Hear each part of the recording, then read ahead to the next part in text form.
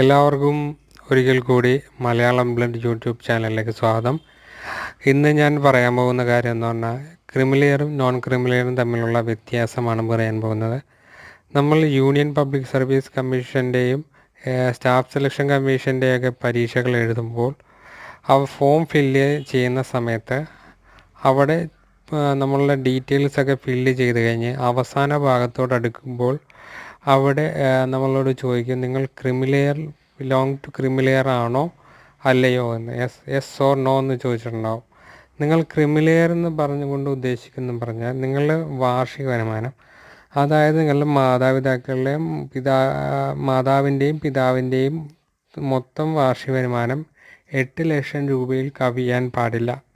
അതേസമയം 8 ലക്ഷം രൂപയിൽ താഴെയാണെങ്കിൽ നിങ്ങൾ നോൺ ക്രിമിലെയറും, 8 ലക്ഷത്തിന് മുകളിലാണെങ്കിൽ നിങ്ങൾ ക്രിമിലെയറുമായിരിക്കും.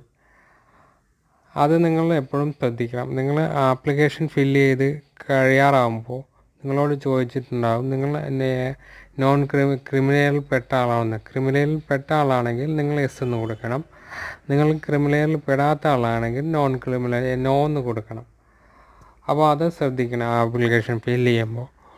പിന്നെ കൃഷിക്കാരുടെ വാർഷിക വരുമാനം എടുക്കുന്നത് അവരുടെ കൃഷി ചെയ്തതിൻ്റെ തുകയുടെ അടിസ്ഥാനമാക്കിയൊന്നുമല്ല.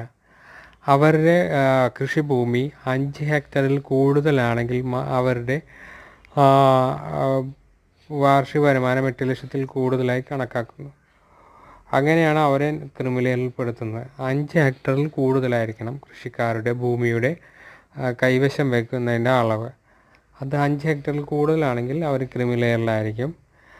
ഈ വിവരം നിങ്ങൾക്ക് ഇഷ്ടപ്പെട്ടെങ്കിൽ നിങ്ങൾ ഈ യൂട്യൂബ് ചാനലിനെ സബ്സ്ക്രൈബ് ചെയ്യുക, ഈ വീഡിയോ ലൈക്ക് ചെയ്യുക,